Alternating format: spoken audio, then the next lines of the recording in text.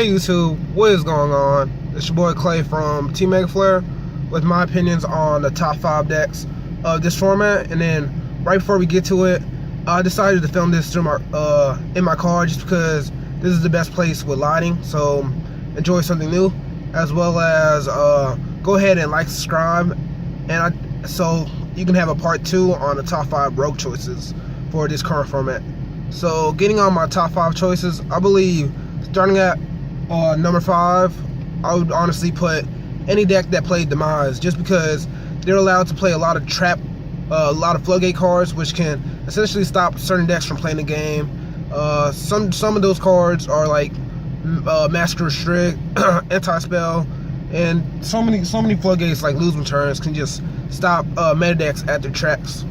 Some examples of Demise decks from what I've seen have been, the most popular one is Cleave Forward by far, but then you have decks using it like Spellbooks, Yugioh, and yeah, recently I've seen the Yugioh build just now with Demise. So Demise basically is making a lot of old decks relevant again, which is pretty nice to keep the format actually interesting. So I kind of like what they did with that.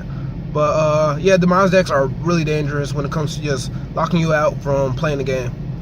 Then number 4 would be honestly Performer Pals, just because they have the pendulum mechanic to their side. The pendulum mechanic, as you know already, is a really versatile mechanic, which basically allows you to just bring back your monsters right back as long as you have your pendulum scale, which is, you have to really think about a good strategy when it comes to beating a pendulum player, because you have to always, your main concern is getting rid of their scale or trying to OTK them. You really have to get rid of their scales or OTK them to actually be able to stand a chance against them. They did get neutered a lot because of the ban list, but they're still a viable, strong deck, and it is just a really overwhelming deck that can search and just explode on you.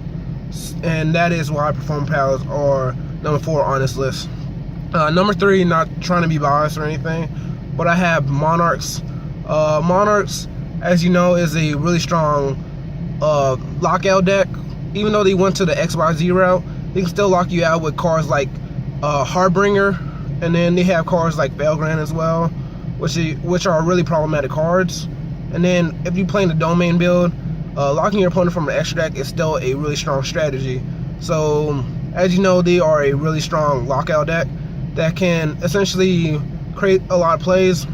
XZ Monarchs are probably maybe the better ones, just because it increases their consistency.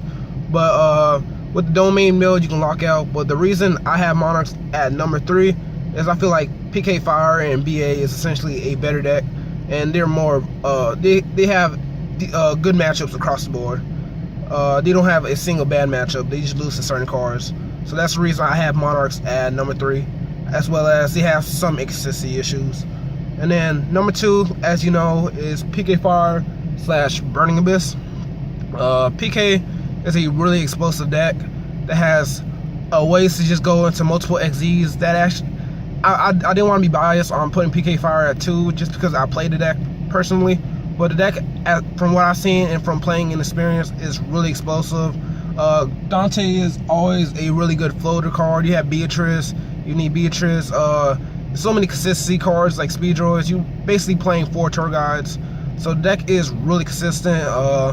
You're not really worried about milling good things, but that happens sometimes, so you can just explode even more. But in my opinion, it's just a really explosive deck that has a lot of defensive plays, thankfully, because of the PK engine, with their Phoenix Chains being Fog Blaze. And they have a lot of spot removal as well, because the Phantom Knight XZ. So it's a really strong deck, as well as Burning Abyss. Don't count them out. I've seen a lot of Kaiju builds and Kaiju variants topping right now, just because their hardest matchup with Cosmos is basically gone, because they can just tribute it off. As well as Burning Abyss can turbo out Beatrice, which can be a problem for a lot of decks. So that was my number 2, being PK Fire and Burning Abyss. I didn't want to make them separate just because I didn't feel like getting an argument of which one is better. And number 1, as you can tell, is Cosmos on my list. Cosmos is a strong deck that basically, if all they have pilots and they have big ships. Big ships are really strong. They basically can float for days, essentially. And the fact that they have the floating mechanic as well as having a bunch of 3000 B sticks. And the only problem that I ever seen them had at first was they didn't have a way to spam out their monsters without like e-tailing or reasoning a monster alongside of it. But Fire King Island actually increases their consistency from what I've seen, and deck is a god tier deck. So that's basically my top 5 list, guys. Hope you guys enjoyed. If you want me to continue these videos, go ahead and like and subscribe, and I'll see you guys next time. Peace.